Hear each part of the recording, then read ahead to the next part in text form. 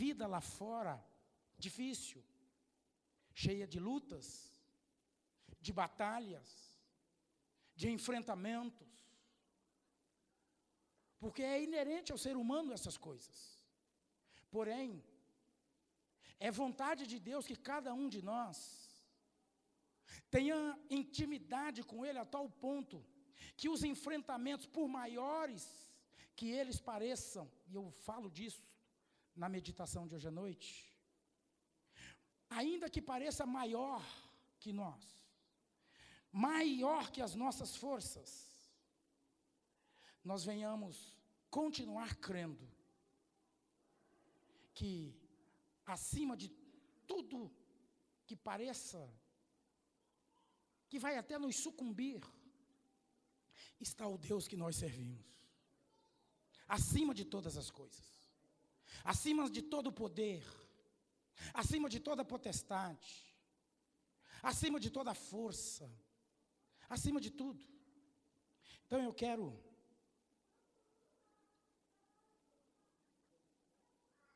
não, é com gás? Obrigado. Eu quero convidar você a abrir a sua Bíblia comigo no segundo livro dos Reis. Segundo livro dos Reis conta a história dos reis de Israel. Mas no segundo livro dos Reis, no capítulo 6, tem uma história interessante que nos ajuda a entender como o agir de Deus é sobrenatural, como o agir de Deus é poderoso, como o agir de Deus está acima de tudo aquilo que nós experimentamos e acima de tudo aquilo que o inimigo apresenta como força. Então, o texto diz o seguinte, a partir do verso de número 8, capítulo 6, verso de número 8. Segundo livro dos Reis, 6, 8. Eu aguardo você encontrar. Até porque eu gostaria muito que você acompanhasse. A mensagem é textual, nós vamos caminhar no texto.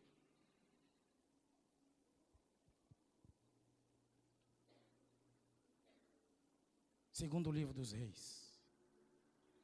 Todos encontraram?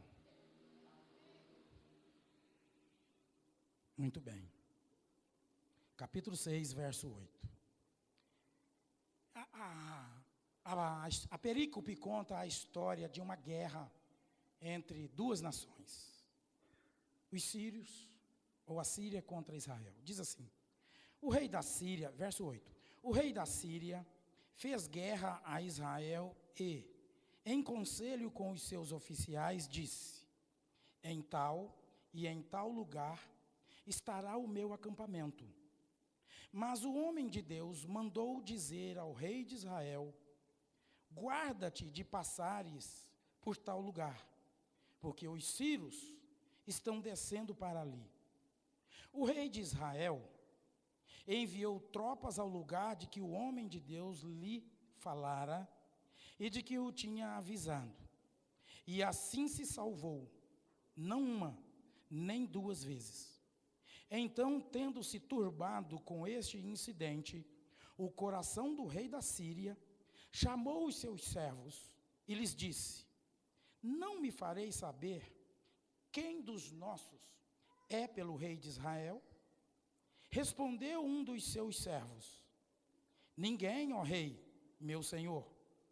Mas o profeta Eliseu, que está em Israel, faz saber ao rei de Israel as palavras que tu falas na tua câmara de dormir.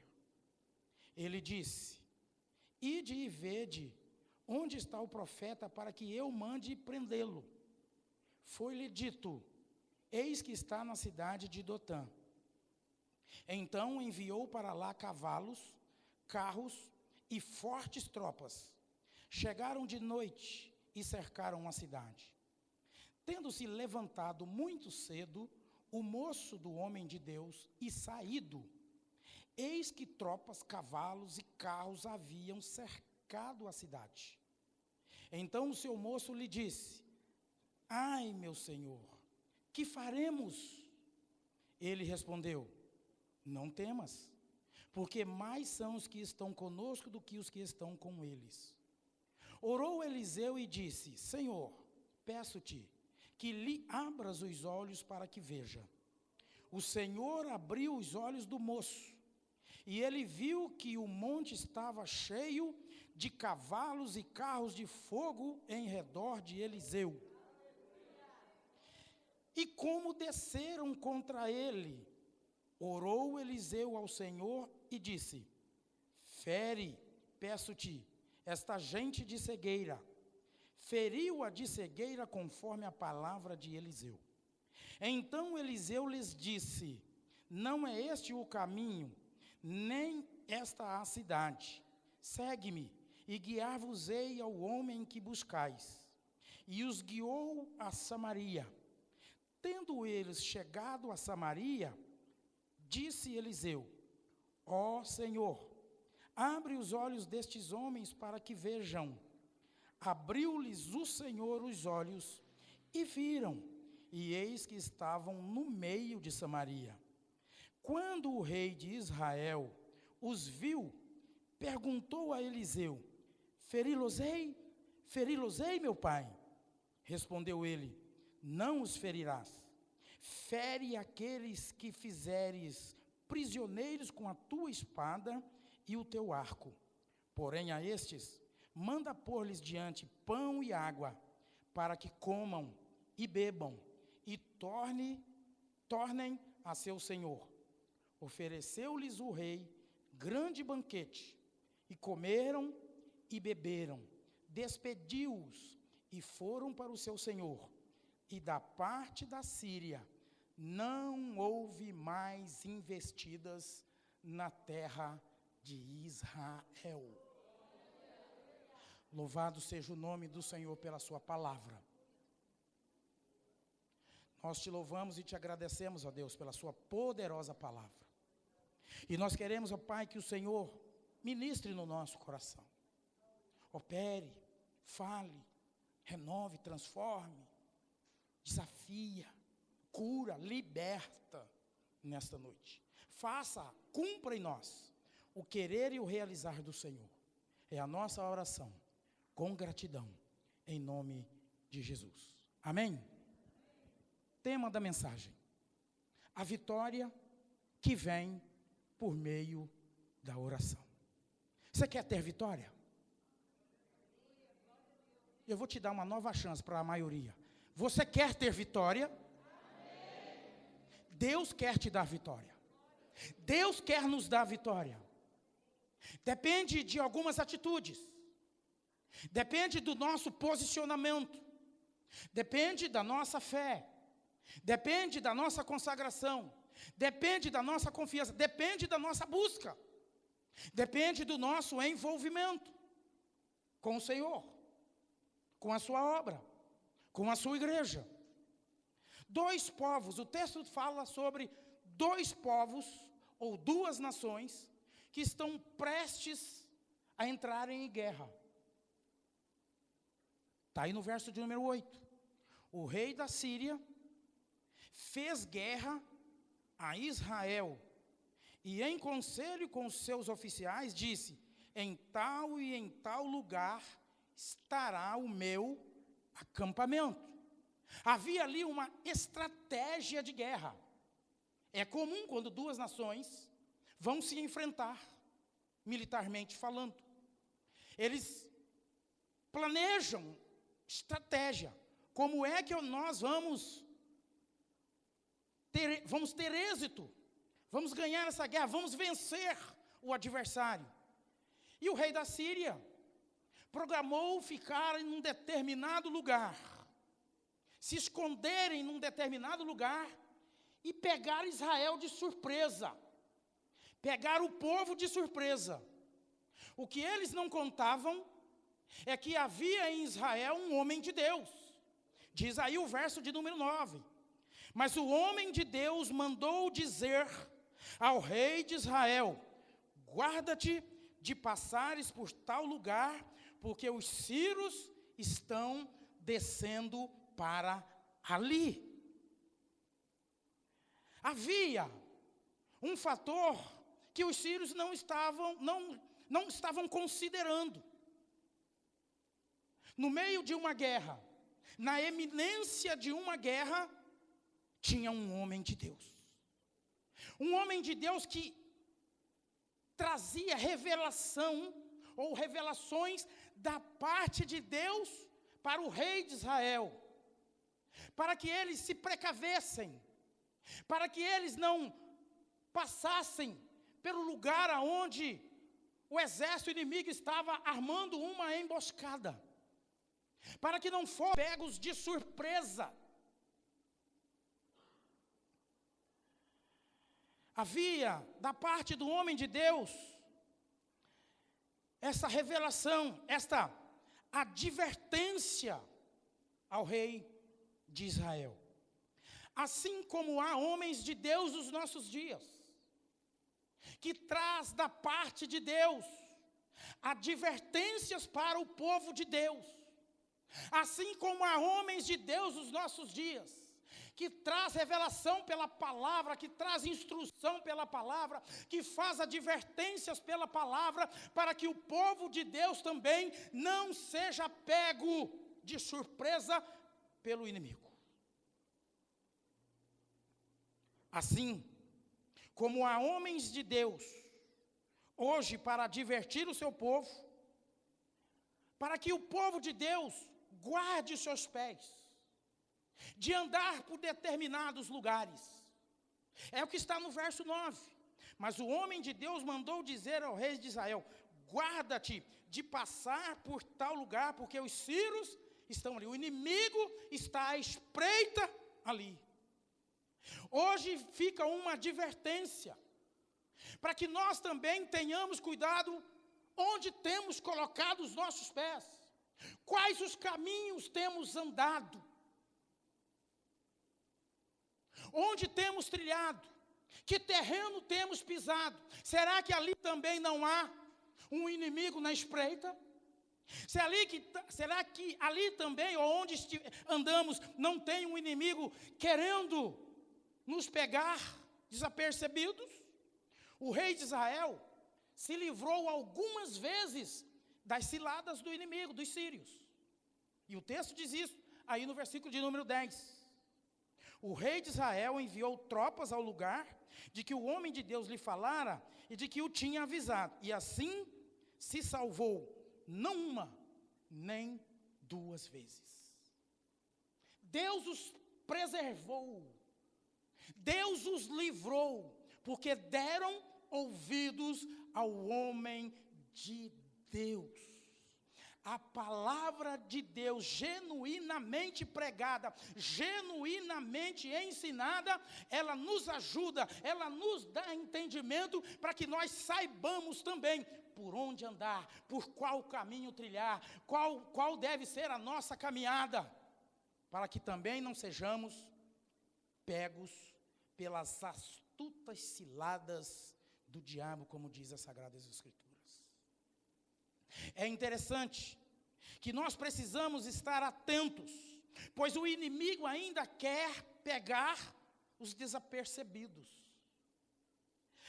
Aliás, Pedro faz uma advertência nesse sentido, na primeira carta de Pedro, no capítulo 5, no versículo de número 8. Estejam alertas e vigiem, o inimigo de vocês anda ao derredor como leão, rugindo, procurando a quem possa devorar. Obrigado. É tu, Bruno? Tudo bem. Seja esperto como o Marquinho. O Marquinho já fez a sua marca. Carimba a sua do lado. Tá bom? Essa advertência que o apóstolo Pedro faz na sua primeira carta, que nós devemos estar alertas, que nós devemos estar vigilantes, porque o inimigo, ele espreita como um leão. E eu gosto disso. Eu gosto de assistir aqueles programas onde os animais vão à caça. Alimento. A pastora Rita não gosta muito. Mas é a minha preferência. Eu gosto de ver como eles são sorrateiros e vão e correm e pega aí. Não matam para se divertir. E o apóstolo Pedro está dizendo que o inimigo age de igual maneira. Quer tragar. E o texto nos ajuda a entender que isso não é novo. Que aqui na guerra o inimigo também estava desejoso. Agora Pedro nos ajuda a entender que espiritualmente o inimigo das nossas almas também nos espreitam. O inimigo das nossas almas também querem nos tragar. Quer nos destruir. Quer nos fazer perder a bênção.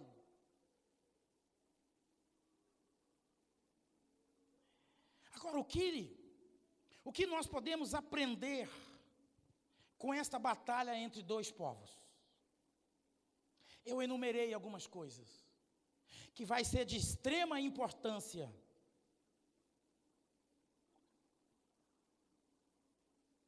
para a nossa vida, para a nossa caminhada, para os nossos relacionamentos, sejam eles quais forem. Então, o que nós aprendemos aqui? Primeiro, o inimigo não vai desistir de você. Não se assuste com isso. O inimigo não vai desistir de você só porque você está sendo orientado por um homem de Deus. Não é porque nós recebemos uma boa orientação da parte de Deus para a nossa vida, que o inimigo vai cruzar o braço. Agora você é de Jesus, agora você aprendeu a Bíblia, agora você tem experiências com o Espírito Santo. Agora eu não tenho mais nada com você, pode ir em paz. Não, não é assim que funciona. Ele vai continuar, ele vai insistir, ele vai querer nos pegar desprevenido em algum momento para que a gente deixe de desfrutar da bênção de Deus. Então, nós precisamos aprender. Olha o que diz o verso de número 11. Então, tendo-se turbado com este incidente, o coração do rei da Síria, chamou ele os seus servos e lhes disse: não me farei saber quem dos nossos é pelo rei de Israel? O profeta Eliseu traz a revelação ao rei de Israel. O rei de Israel não cai na cilada do rei da Síria. E isso incomoda o coração do rei da Síria. E ele chama então os seus oficiais e fala assim: olha, tem um traidor no nosso meio. Alguém está levando informação para o rei de Israel. E aí diz aí o verso de número 12. Olha o que diz. Respondeu um dos seus servos: ninguém, ó rei, meu senhor, mas o profeta Eliseu, que está em Israel, faz saber ao rei de Israel as palavras que falas na tua câmara de dormir. Ou seja, o culpado da gente não estar tendo êxito contra Israel é o profeta. E no caso aqui, a culpa é do profeta chamado Leandro. Se tem um profeta que vai levar a culpa aqui, ele foi o escolhido. Sorte do Ney, que está pregando fora hoje. A culpa é do profeta, diz os servos do rei da Síria, está aí no verso 12. Então, o que o rei da Síria resolve fazer? Verso 13. Ele diz: ide e vede onde o profeta está, para que eu mande prendê-lo. E foi-lhe dito: ele está na cidade de Dotã. Acompanhe o texto, eu disse que seria textual. Então, ainda que o profeta Eliseu, homem de Deus, ainda que o profeta de Deus traz as revelações da parte de Deus para o povo de Deus, Israel, para o rei de Israel, ele não estava livre da investida do inimigo, que agora está focando, mirando a sua flecha nele. É esse camarada que está trazendo as revelações. Então descubra onde ele está, porque eu vou mandar prendê-lo. Por isso que eu quis colocar o profeta aqui como Leandro, pastor Leandro. Até porque se prender ele é advogado, é mais fácil dele se livrar. Está até careca já. Ele não estava livre da investida do inimigo. Homem de Deus, trazia a revelação da parte de Deus, para o povo de Deus, para o rei do povo de Deus, e ainda assim o inimigo está falando, olha, me descobre onde está esse camarada, que eu vou mandar prendê-lo.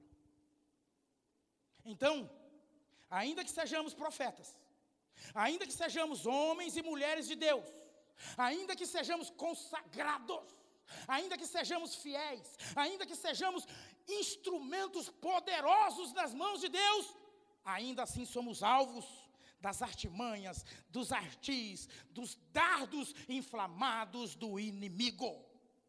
Aliás, pastor é um alvo maior. Alguém ilustrou que na batalha espiritual, o crente é uma fotinha 3x4. Pastor é um outdoor. Está lá. Esse aqui primeiro. Porque Jesus ensina que se destruir o pastor, as ovelhas se dispersarão. Então vocês precisam, a igreja precisa entender essas coisas. E orar mais pelos seus pastores. E clamar mais pela sua liderança. E honrar mais os seus líderes. E respeitar mais os seus líderes. Eu não estou dizendo que você deve ser, irmãos, capacho do seu líder. Você deve entender que o seu líder foi levantado para lhe orientar, para lhe direcionar, para lhe instruir na palavra da parte de Deus para a sua vida. Amém? É isso que nós devemos entender. E aí, o texto diz que o rei da Síria descobre onde está Eliseu. Ele está numa cidadezinha chamada Dotã. Diz aí o versículo de número 13. Verso 14. Então enviou para lá. Preste atenção no que o rei da Síria enviou para prender um homem. Verso 14. Então enviou para lá cavalos, carros e fortes tropas, chegaram de noite e cercaram a cidade. Irmãos, vamos fazer um exercício aqui.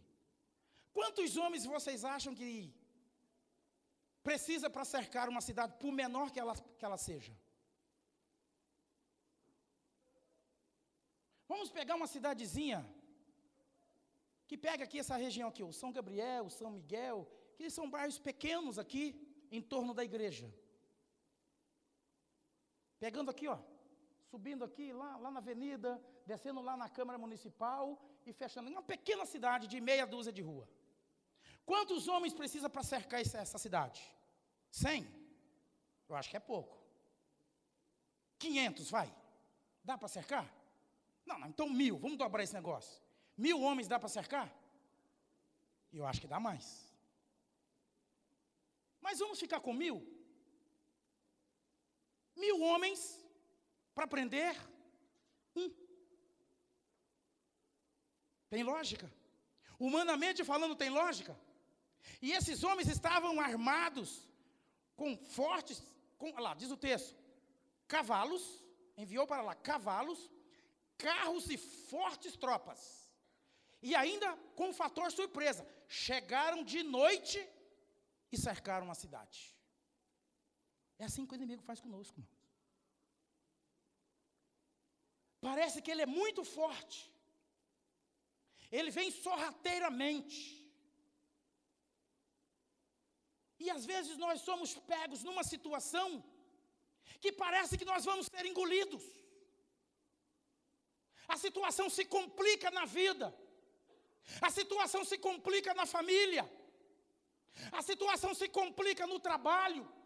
A situação se complica na justiça. A situação se complica na saúde. A situação se complica e muitas vezes nós não vemos soluções. Nós olhamos e não encontramos. Deus, o que é que eu vou fazer? Estava tudo bem até ontem. Agora a situação se complicou. A saúde não anda bem. O médico desenganou. Perdeu o emprego. As dívidas não esperam. Dificuldades na família, confusão. De repente, tudo fica nublado. Tudo fica complicado. O inimigo parece que se levanta como um mar revolto e a gente perde o controle. Já aconteceu com você? Ou sou o único aqui que já teve uma situação qual eu não via solução para a minha vida? Eu não via solução. Parece que não tem mais jeito. Parece que o inimigo agora vai te engolir. Você está cercado. Para todos os lados que você procura a solução, não tem. Procura recursos, não aparecem. Ora, parece que a oração não é respondida. A situação se complicou de tal forma que parece que o inimigo te cercou. E parece que o inimigo é tão forte, porque a ideia é que o inimigo faça você sentir um nada. Nos faça sentir um nada. É isso que o inimigo quer que você sinta, dessa forma que ele quer que você se sinta. Eu sou muito fraco, eu sou muito pequeno, eu não sou capaz, eu não tenho condições. E aí você vai acabar ficando com medo. Como bem orou a pastora Sueli, que o medo paralisa. E é interessante que quando o inimigo chega, na nossa analogia, 1000 homens para prender Eliseu. 1000 homens para prender um só. Com um fator surpresa. Chegou de noite sorrateiramente. Cercou a cidade com cavalos, com carros, com fortes tropas. Não tinha como escapar. Ou nunca aconteceu com você? Parece que essa situação não tem solução. Não tem. Não tem jeito. Estou perdido. Estou perdida. A sensação é esta, que o inimigo quer que você tenha, quer que nós tenhamos. E aí o texto segue dizendo, verso 15: tendo-se levantado muito cedo, o moço do homem de Deus e saído, eis que tropas, cavalos e carros haviam cercado a cidade. Então o seu moço lhe disse: ai, meu senhor, que faremos? Preste atenção na atitude deste moço, no servo de Eliseu. O moço levanta bem cedinho, sai da tenda, quando ele olha em volta, tudo cercado. O exército inimigo cercou. E ele vai desesperado. Ai, meu senhor, o que nós vamos fazer? É essa sensação que temos muitas vezes, de desespero, de desesperança, de impotência, de que não tem mais jeito, não tem solução. Agora nós vamos morrer. Acabou. Não dá para fazer mais nada. Mas quando ele se dirige a Eliseu, dizendo: ai, meu senhor, o que faremos? Olha para o verso 16. Eliseu respondeu, eu vou usar as minhas palavras: não temas, meu jovem, porque mais são os que estão conosco do que os que estão com eles. Não, aprenda isso, meu querido, saia daqui com isso hoje no teu coração. Ainda que tudo isso que eu falei, que o inimigo vai tentar colocar no teu coração, vai fazer você ficar com medo, vai fazer você desanimar, vai fazer você perder a esperança, vai fazer você se sentir um derrotado, vai dar aquela sensação que não tem mais jeito. Ainda que o inimigo cerque, ainda que o inimigo seja muitos, ainda que o inimigo pareça muito mais poderoso, há um exército ainda muito mais poderoso. Mais são aqueles que estão conosco do que aqueles que estão com eles. Deus é mais na sua vida, Deus é mais na vida daqueles que o temem, porque diz o salmista que quem teme ao Senhor, os anjos do Senhor acampa-se ao redor daqueles que o temem e os livra. Deus tem livramento para a sua vida. Deus acampa os seus anjos ao teu redor, de redor. E eu gosto dessa expressão nordestina. Deus é mais. Cadê os nordestinos aqui? Cadê os do Piauí? Tem cearense. Lá também é Deus é mais. Uma expressão muito comum. Deus é mais. Como nós somos pastores no Nordeste, para a gente é comum também essa expressão. Deus é mais. Deus é mais na sua vida. Amém? Não deixe que o inimigo incuta essa sensação, esse sentimento ruim no teu coração. Saia daqui hoje aquecido. Deus me ama, Deus me guarda, Deus é o que me livra, Deus é o que me dá condições, Deus é o que me socorre, Deus é presente no nosso meio, Deus é presente, ainda que as circunstâncias não sejam as melhores, porque o mesmo que o jovem viu, Eliseu estava vendo, irmãos. Só que ele estava vendo o que o jovem viu e muito mais. E aí ele, ao invés de se desesperar junto com o jovem, olha o verso 16 e 17. Ao invés dele se desesperar junto com o jovem, na verdade aqui a conjectura é minha. A sensação que dá é que ela acalma aquele moço e fala assim, calma, moço. Mais são os que estão conosco do que os que estão com eles. Ou seja, ele estava enxergando algo a mais. Está no verso 17, irmãos. Pula aí para mim, por favor. Vou ler lá.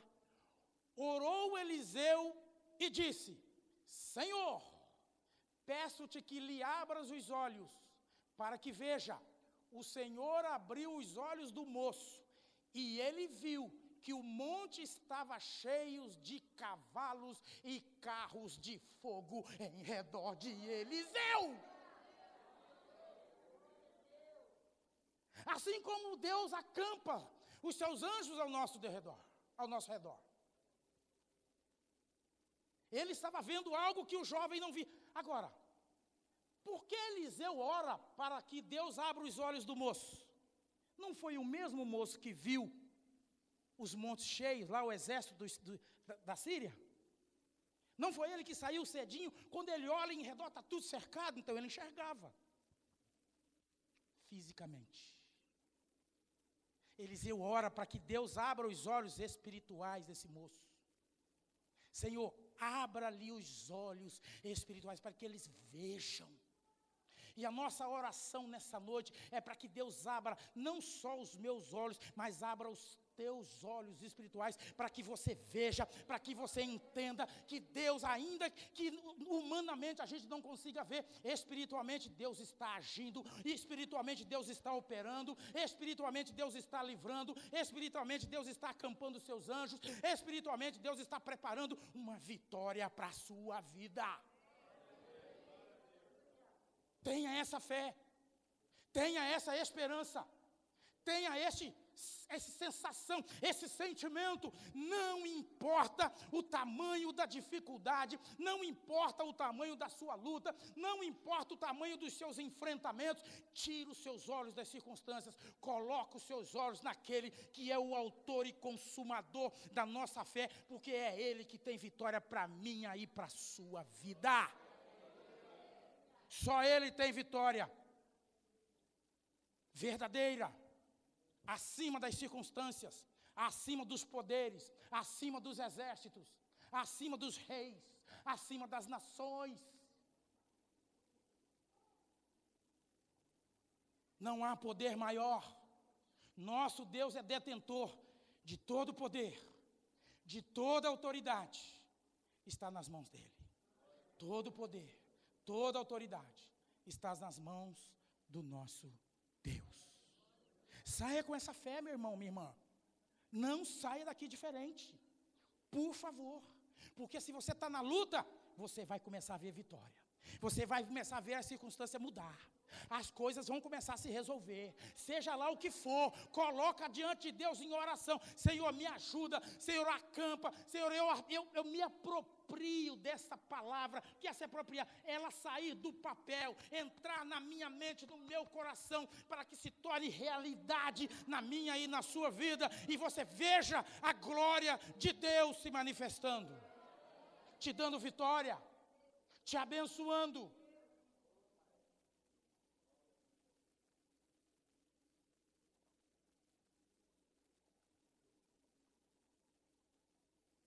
Diz aí o texto, ainda no verso 17, eu quero repetir o verso 17 que está lá. Orou, e aqui, irmãos, alinha com o tema, a vitória que vem por meio da oração. Eu quero que esse tema seja uma realidade na tua vida, em nome de Jesus. Palavra profética para você. Que a tua vitória venha por meio da oração, da fé, da busca, da entrega, da consagração. Recebe isto. Não aceita nada diferente. Porque Deus não mudou. Ele continua o mesmo. Eu vou maneirar. Ela, antes de subir, ela falou assim, olha, não se exalte, cuidado com a voz. Sua voz está...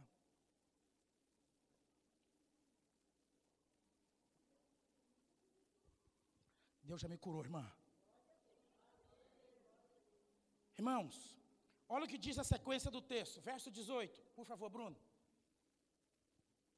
E como desceram contra ele, orou Eliseu ao Senhor e disse, olha a segunda oração de Eliseu. A primeira foi para que Deus abrisse os olhos espirituais do moço, do seu ajudante, do seu servo. Deus abriu.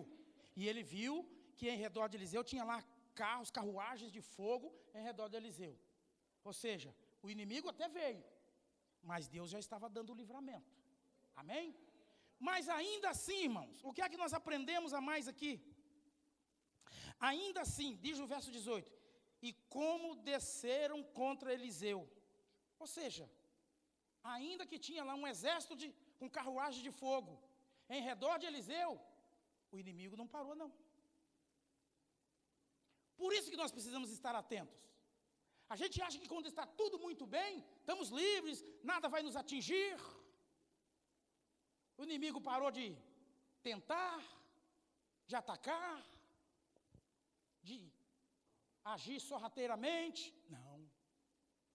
Diz o texto no verso 18, que o exército do rei da Síria desceu contra Eliseu. Mas orou Eliseu ao Senhor, segundo a oração de Eliseu, e disse, fere, peço-te, esta gente de cegueira, feriu-a de cegueira conforme a palavra de Eliseu. Resposta de oração dele no mesmo versículo, é instantânea a resposta da oração de Eliseu, do profeta. Por isso que eu comparei lá o profeta com o pastor Leandro, porque é isso aí, os dois eram careca. Penteado era igual. Ele ora, Senhor, irmãos, quantos homens eram? Na nossa analogia, 1000. Mas dá para dizer que é mais. Então ele ora e 1000 homens ficam cegos. Orou Eliseu ao Senhor e disse, fere, peço-te esta gente de cegueira. Feriu-a de cegueira conforme a palavra de Eliseu. 1000 cegos. Desceram para prender ele. Virou tudo ceguinho.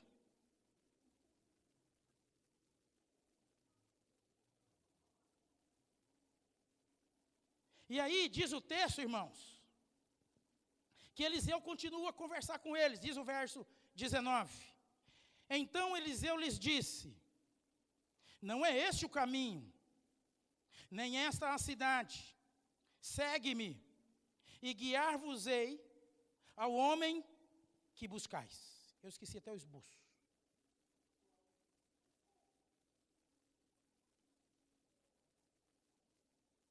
E o texto segue dizendo,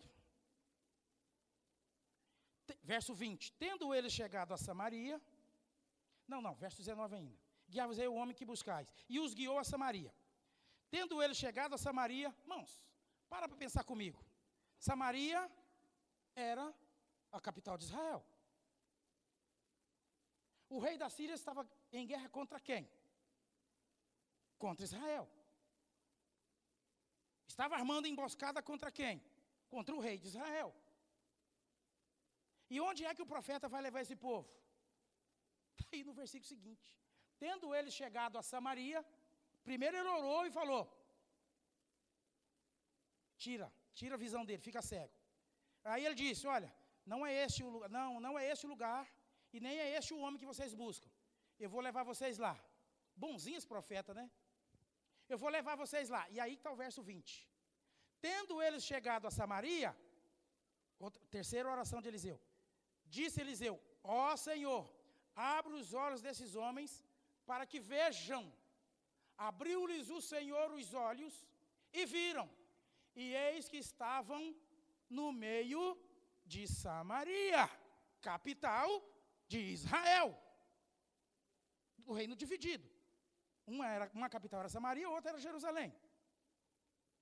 Mas ele estava exatamente em guerra contra o povo de Israel, contra o rei de Israel. E agora eles estão diante do rei de Israel.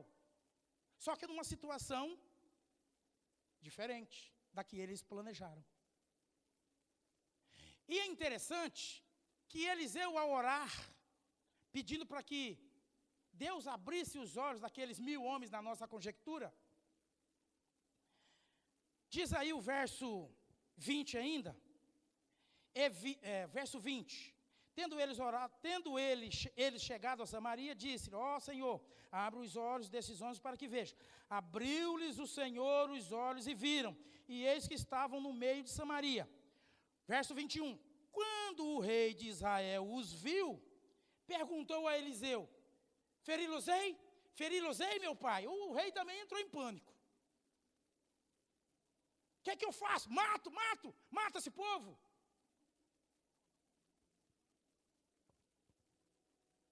Era guerra. Era enfrentamento entre duas nações. No mínimo, ele poderia prender todos eles como prisioneiros de guerra. Sim ou não? Mas nós aprendemos algo tremendo aqui com Eliseu. Algo tremendo. Olha o que diz o verso 21. Quando o rei de Israel os viu, perguntou a Eliseu: feri-los-ei? Feri-los-ei, meu pai? Verso 22. Respondeu ele: não os ferirás. Fere aqueles que fizeres prisioneiros com a tua espada e o teu arco. Porém a estes, manda pôr-lhes diante pão e água, para que comam e bebam e tornem ao seu Senhor. Quantos morreram? Perdão aqui. Quantos morreram? Nenhum. Agora, qual é o ensino aqui? O apóstolo Paulo nos ajuda. Põe, Bruno, por favor, Romanos capítulo 12, verso 20. Romanos 12, 20. Pelo contrário, se o teu inimigo tiver fome, dá-lhe de comer. Se o teu inimigo tiver sede, dá-lhe de beber. Porque fazendo isto, amontoarás brasas vivas sobre a cabeça dele. Esse é um ensino que perdura até o Novo Testamento. O profeta não deixou matar os homens. Mandou colocar comida. Mandou dar água. E diz que eles foram e liberaram. E diz que eles foram embora. Irmãos, quantas vezes nós queremos também passar o facão daqueles que nos perseguem? Ou só aconteceu comigo esse negócio? Sabe aquele camarada que te importuna no trabalho? Que de vez em quando parece que quer pisar no teu pé, no teu calo. Só uma analogia, eu sei que você não tem calo. Quem tem calo aqui é só a pastora Rita.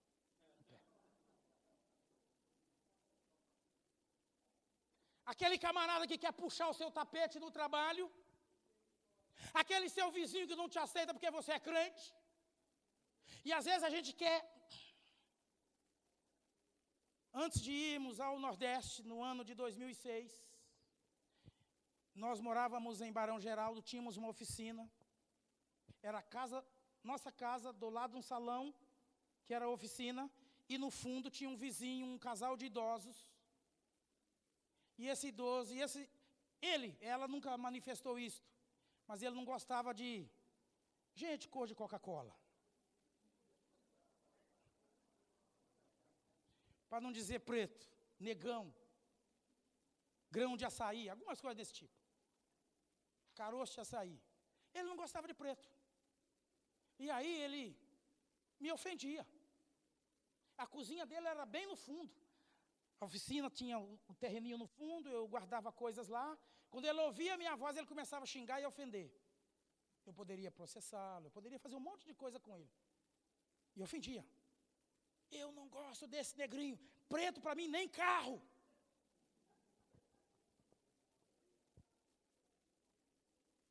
Esse negrinho sem vergonha. Eu estou falando aos mais leves só.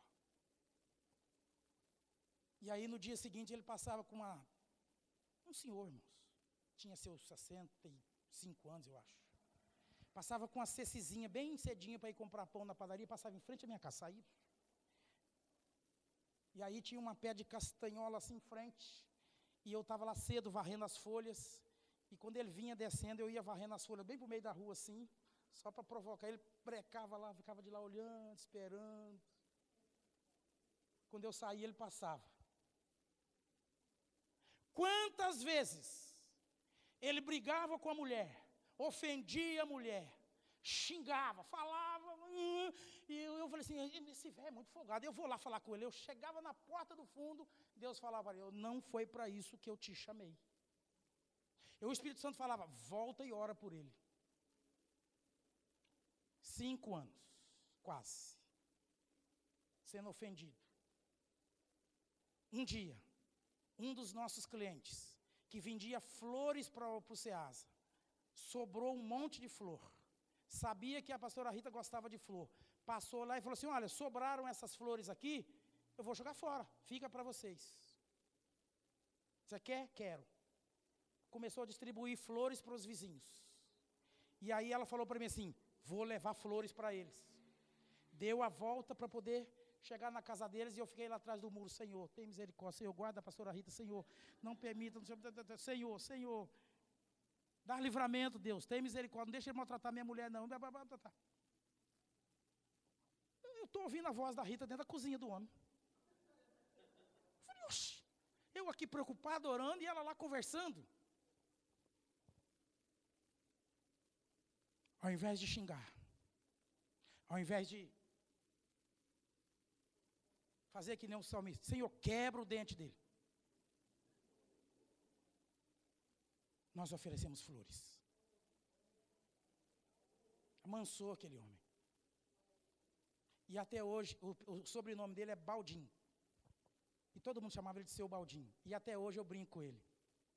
Porque ele gritava com as pessoas, passava lá na rua e ele falava, fala, Seu Baldinho, fala, caboclo. Aí de vez em quando eu brinco com ele, fala, caboclo. Não esqueci o Seu Baldinho até hoje. Que Deus tenha tido misericórdia dele, porque eu não sei, já deve ter falecido. Isso já faz muito tempo. Mas estou ilustrando uma experiência, irmãos, de situações que muitas vezes nós também queremos. O que eu faço? Mato? Corta a cabeça? Não. Dá comida. Dá oração. Dá carinho. Dá atenção. Ora. Ora. Ora. Diz aqui o texto, para finalizar. Diz aqui o texto, verso 22 e 23. Respondeu ele, não os ferirás. Fere aqueles que fizeres prisioneiro com a tua espada e o teu arco. Porém a estes, manda pôr-lhes diante pão e água para que comam e bebam e tornem ao seu Senhor. Verso 23. Ofereceu-lhes o rei grande banquete e comeram e beberam. despediu-os e foram para o seu senhor. E da parte da Síria não houve investidas na terra de Israel. Volto a perguntar.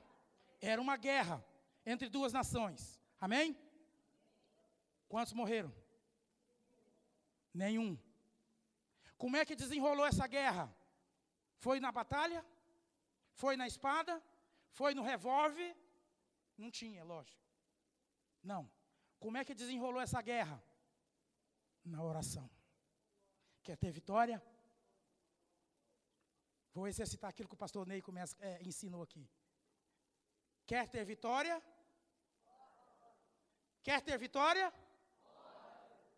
Está melhorando. Quer ter vitória? Todos juntos. Ora que melhora. A nossa vitória vem por meio da oração. Mas é a oração de quem se consagra. É a oração de quem se dedica.